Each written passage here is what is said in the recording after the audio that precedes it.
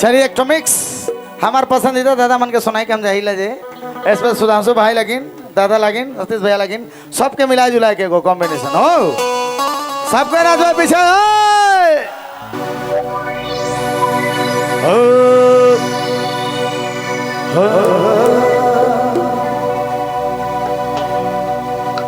पूरा भेजो के साथ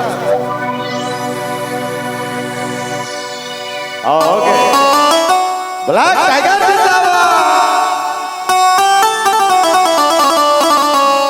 हाय हाय हाय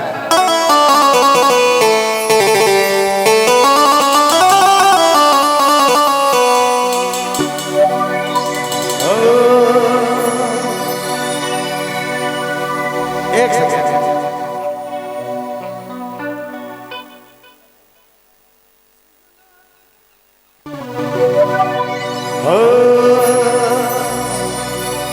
सबके पीछे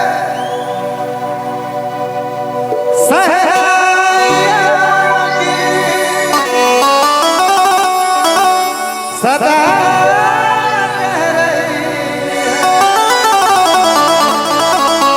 जमी से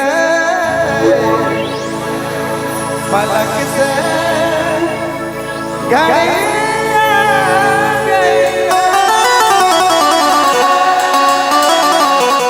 दूल्हे कैसे